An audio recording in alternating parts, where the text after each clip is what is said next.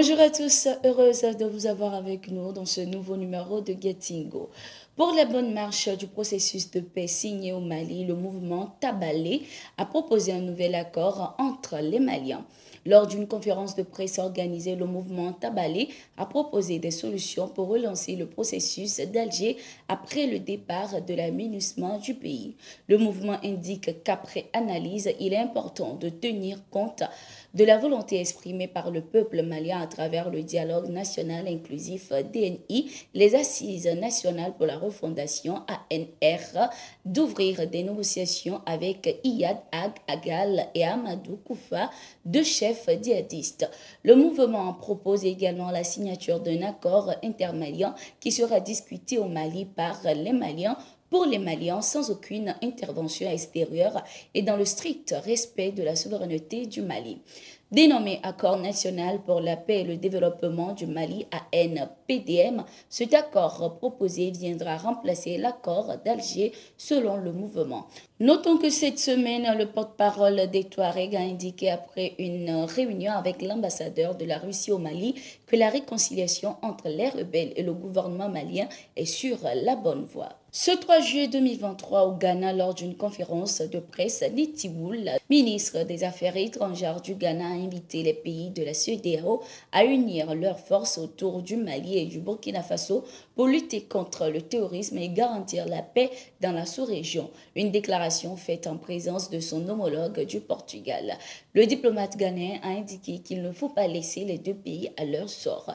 Il a également affirmé que son pays n'a subi aucune attaque terroriste et a justifié que cela s'explique par le fait que le pays a mis en place des mesures plus fortes pour parer à de telles attaques. Helena Carreiras, la diplomate portugaise, a de son côté promis le soutien de son pays à l'initiative d'Accra pour lutter contre le terrorisme et les activités extrémistes violentes dans la sous-région ouest-africaine.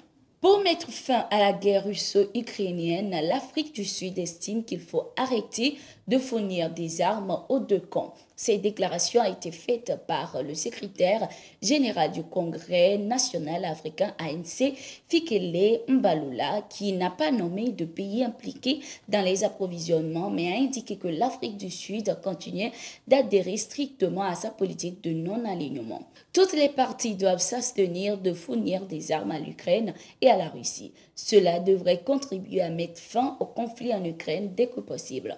Nous pensons que notre position nous permet d'impliquer les parties au conflit ukrainien dans un dialogue. Le travail pour créer les conditions pour le début d'un tel dialogue est très important, a-t-il affirmé.